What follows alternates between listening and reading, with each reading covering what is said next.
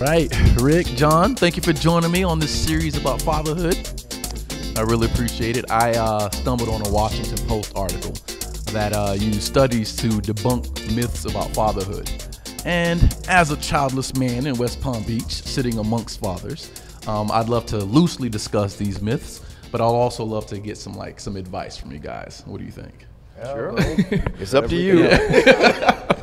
All right, so the first myth. Men can become fathers at any age. Obviously, there's some exceptions to the rule, but apparently that's not the case because obviously fertility ages when we age. So I do have a question. Why aren't men in general concerned with fertility health? Why isn't that like a discussion we have at your bar, for example? Well, here, I'll open it up because I am an older father, and I had my daughter when I was 50 years old, which is pretty old, and I can tell you in my 20s, 30s, 40s, I wasn't talking about fertility. But when you get older, and when we decided we were going to have a kid, we wanted to have a kid, it became an issue. And then I was talking to friends who were kind of my age, or at least close to my age, and I didn't know the history, I didn't know what you needed to do, and I figured, could this be an issue? And I found that it wasn't. So for me, it wasn't a big deal, but I just never felt comfortable talking about it, unless it was a close friend. Right. You don't talk about it, like you said, at bars. Right, it's right. Not something you do. Fertility in particular is almost like a topic that is relegated to women. Yeah. What are your thoughts about that? I think so. I think, well, in my case, I guess you could say I started early. I have 3 daughters. I'm 58 now, and my oldest daughter's about to be a senior in college. And so it's not something I ever really thought about. And what's funny in my case is that, I'll be honest with you, by the time I got to like 40, I was done, and honestly didn't care if I had fertility issues because I was just kind of done with the whole thing and just wanted to try and enjoy the 3 that I had.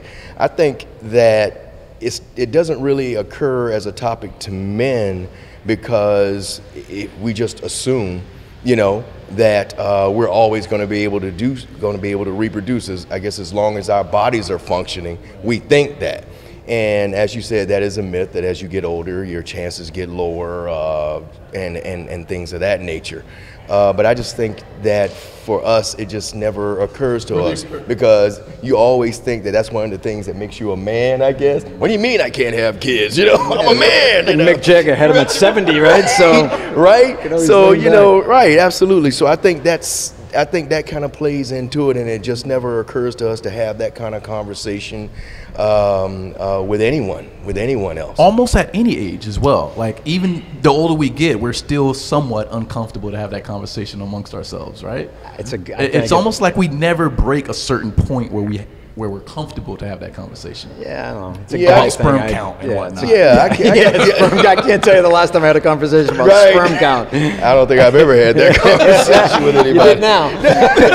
And but I think you're right. It's comfort has a lot to do with it. But I think that again, it never really enters your mind that you can't. Right. And unless there is some health issue or something like that. But you're right. It's if you got a bunch of guys over for watching the NBA finals, I think during the break when one of the referee timeouts, I don't think anybody's gonna say, you know what? I went to my doctor and he told me I had a low sperm count, man. If any of you been dealing with the same thing, that just does not come up. Right. So again, it's just one of those things we never think of. Yeah. Right. So, myth number 2 from that Washington Post article says fathers are dispensable. Now, that's obviously a myth. Obviously, there are fathers who are extremely important for a child's development, fewer behavior issues, for example. Has society ever made you feel disposable, especially in regards to like Father's Day, for example? It doesn't feel as important as Mother's Day. Yeah. Mother's Day, of course, is important, but let's just say it's the number one. Give me but just in general, has society, as fathers, made you feel disposable in any point in your life? I'm going to say no, never. Actually, I think for me, societally speaking and culturally speaking, it's been maybe a bit different because as a black man, I think stereotypically people don't expect black guy to be around for his kids, and which is also a myth. And so honestly, I feel like a celebrity when I go to places, whether it be church, whether it be a banquet, whether it be just going to IHOP, now IHOP, I think. IHOP. You know, and people will just, I feel honestly like a celebrity, man. And I don't know how else to explain it. That people look at me, and my wife has mentioned this as well. They look at you with like, wow, look at this guy, he's with his kids, you know, and so on. And so it's kind of a double-edged sword where he's like, well, geez, you really shouldn't be thinking I wouldn't be here with my kids. But again, because culturally speaking, we have this stereotype that I wouldn't be there, that I get lauded for just being there. So no, never felt disposable at all. More like a celebrity. Right, especially in American society. I mean, that stereotype is, you know, prevalent. Considering that there's 54 countries in the continent of Africa, there are plenty of black fathers out there. Well, you know, just on a broadly speaking, right? Yeah. What about you? Did you ever feel disposable as a father? Well, I've only been a father for 5.5 months. I've felt very, very disposable at times, but no, I look at Father's Day as, and I guess maybe it's from my own father who. You know, we always gave him the crappy tie, and he would take it and go, oh, look at this, what a wonderful tie. Never see him wear it, you know, and throw it away. I was still a line from, I think it was The Godfather, one of the first Godfather movies. It was birthdays are for women and children. And I think of Father's Day, to me, look, it's all about Mother's Day. I've learned that, trust me, I know that much. And Father's Day to me is, you know, look, the day my daughter says, Daddy, I love you, she can't speak now. When she does, I'm good. I don't need a cake. I don't need a present. I don't need to be taken out to dinner. I'll be happy. So to me, it's just not a big deal, and I'm fine with that. Right. And you just mentioned your daughter. So let's talk about Daddy's little girls, because you guys have daughters. You have one daughter, and how many do you have? 3. 3 daughters. Yeah. So there is a demographic of men, unfortunately, who wait to have a daughter in order to humanize the lived experiences of women or change the perspective of women. How has it been for you in terms of raising a daughter? And do you feel like you've sort of changed when you've had a daughter in that sense? Or yeah, no, I mean, here, I was raised by a strong mother, you know, and strong father, but particularly my mother raised me to be respectful toward women. So I've always been respectful toward women. But a daughter just kind of adds a different kind of stress to your life because you just want to protect them all the time. And again, 5.5 months, Rick's got a lot more time on me, but you get this sense of protection that you can't be big enough, strong enough, smart enough to be able to, you know, to protect that little girl, you know. And maybe it's the same if you had a boy, I don't know, but a girl, you just always feel like they're just a little more vulnerable. Absolutely. And Rick? Yeah, I would echo what John is saying. Particularly, the word that came to mind for me was protection as well, rather than respect or appreciating. Also, grew up with a strong mother and grandmother, and a very independent, spirited wife as well. You know, so when the girls came around, it was more like, what can I, you know, everything. You wanted to protect them from everything, and I still feel that way now. I can't say I go an hour out of the day without thinking about one of them and what they're doing, whether they're okay, whether some jerk has said something to them that he shouldn't say, whether he's put his hands on her, you know, and then you kind of like lose your mind thinking like that, you know, and so I think it is more so that what John was saying, that you enter this phase, if I can say it, where you become this great protector, you know, and it's almost like it is now a large part of your existence and why you're here. You're here to protect this little girl, you know, and I think that's probably what makes them Daddy's little girl more than anything, because, you know, you long for the time that they will just, like, you'll be standing there, and I've had this happen to me, where they'll just walk over to you and just nuzzle up to you like basically you can prevent the world from ending. You know, you just stand there like, wait, yeah, I'm dead, you know? And it is a great feeling. It's a fantastic feeling. Let me just add one more thing. I know we had this discussion at work about a month ago, and it was the Me Too movement came up, and we were talking about that. And someone asked me something about, oh, you have a daughter now, so what does this mean to you? And I said, thank God this movement is happening now, because when my daughter is old enough of age, going into the workplace or whatever, this will be done. Finally, I think this country will be done with, you know, the harassment of women and all the things they had to go through, and it'll be just something that's in our past, and she can actually go into the workforce as an equal with everyone else, and I look forward to that. That's awesome. Now, just a segue on that as well, on connection with children. There's a myth that fathers don't connect with children the way mothers do. That's a myth, because we nurture differently. In fact, there are studies that have shown that, quote, fathers, like mothers, experience a variety of hormonal changes during pregnancy. All right? What are your thoughts on the fact that men tend to nurture differently, and have you experienced any hormonal changes during your wife's pregnancy? Okay, since I took a few shots at this, I don't recall any hormonal changes that I could notice, but I did remember being hungry a lot and putting on weight each time my wife got pregnant, and because I was finishing her food all the time. So I don't know about hormonal, if that's a hormonal change, maybe it is, you know, but I do remember eating a pretty good amount every time she was pregnant, and but other than that, no, I don't remember anything, no. I do remember my wife asking me if I've gone through hormonal changes every other day, and I'm like, no, I'm pretty good. I don't think I'm going through any changes. Well, I guess it mentioned that, you know, our testosterone level drops so that we can become much more nurturing. That's one variable in that study.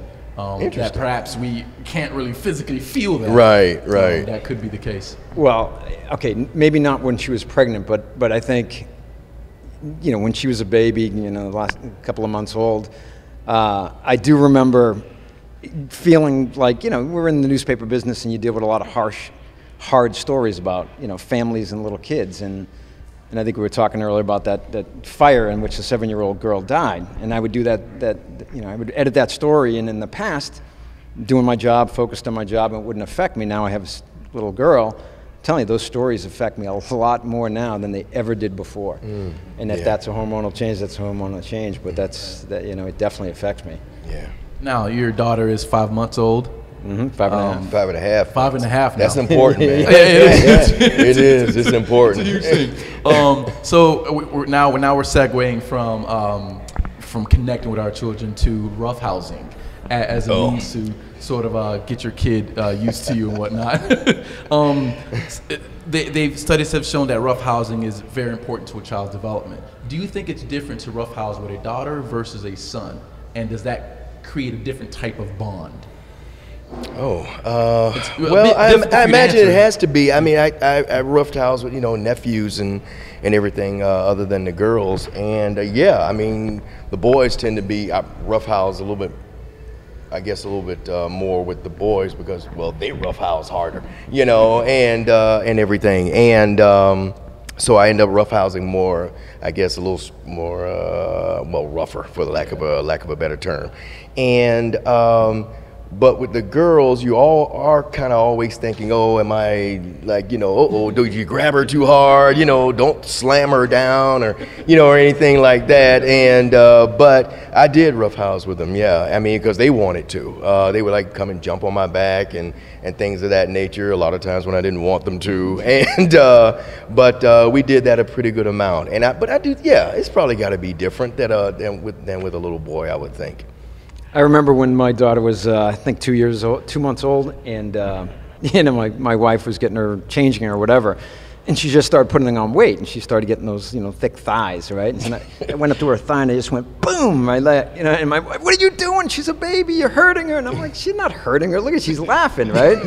So I go home now, and I roughhouse to the point where you can roughhouse a 5.5-month-old, but you know, I rough her around, and she loves it, and she's laughing. Yeah. My wife said, no, she's a baby, she's gentle, and I'm like, trust me, look at her, she loves it. You know, she might have brain damage, but she loves it. No. I mean, yeah, she is. I think roughhousing with her, she sees that I'm her father, and I'm just a little more, I don't know, rougher. And I think, as you say, the studies have shown the more physical contact that children have with their parents, the better.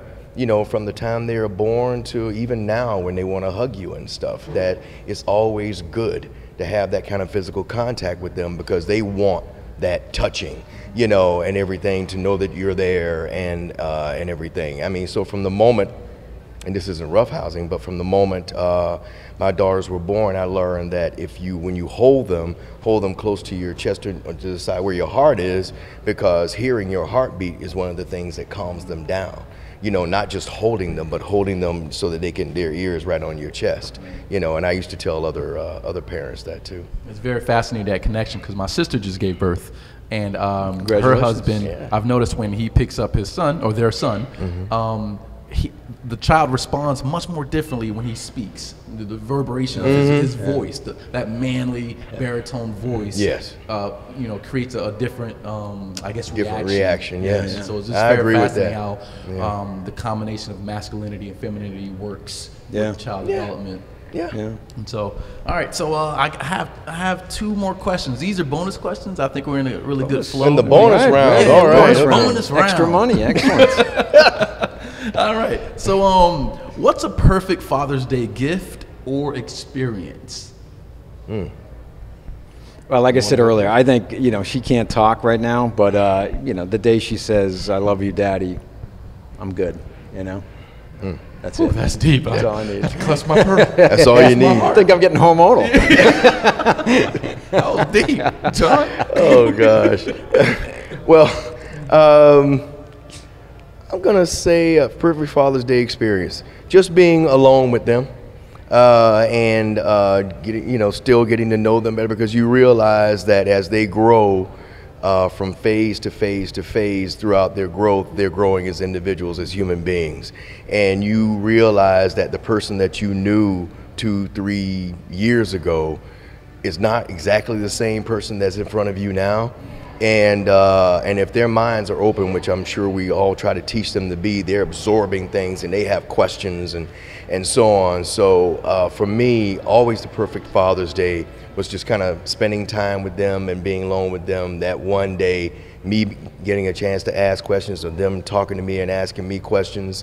Probably one of the best experiences I had was my wife arranged for us to all go deep sea fishing one day. So we're out on this boat. You know, they couldn't use their phone, you know, nobody could use phones or anything like that, so we were forced to talk to one another and everything. And it was just a fantastic experience for me. And they got into the fishing because it was something that I love to do. And well, one of them fell asleep for a while, but anyway, but still, it was a great experience. Just and for me, that's the perfect Father's Day, spending time alone with them and hanging out with them. Now, again, I am a childless man in West Palm Beach, and I look forward to having these types of experiences. You have a newborn, you have even a college graduate, I believe, right? Well, I have a 28-year-old, 24-year-old, and 21-year-old. So the following question, I'd love to get some answers from both of you in this regard. What's an advice you'd give me so that I can be a good father? Not obviously just a father, but a good father. Wow. Well, for me, my experience is the most important. One of the things that I wanted to do most when I wanted to become a father is I just wanted to be there, and because my dad wasn't around, you know, particularly in my early years and everything, and when I did finally have that connection with him and everything, I was like, wow, what did I really miss out on here? And I think he felt the same way. And so one of the things that I said that I want to make sure that I'm here, that I'm available to them. I'm going to try to go to their stuff, you know, as much as possible, be around. And so I made that really just a focal point of my parenting, you know, to be there, whether it be for dinner, whether it be to go to their soccer game or anything else. And at some point, I didn't know how much, whether or not it was the right thing to do, until my youngest daughter was doing was doing a television interview, and I think it had to do with Father's Day or something. But she was doing a television interview, and the reporter asked her, the last question he asked, what was the most important thing about your dad? And she said, she stopped for a minute. She said that he was around. You know, he was always around. You know, and it really made me feel good, you know, that, you know, if I didn't do anything else, they knew I was there for them. That if they needed to run to me for anything, if they need to, unfortunately, call me or text me anytime, you know, about anything, just to even say good morning, you know, that I have that connection with them. So I would suggest anyone who wants to be a father, there are two things, actually. One is to be around, but then, as a friend of mine always wants to say, the best gift you can ever give a child is to love their mother. You know, so anyway.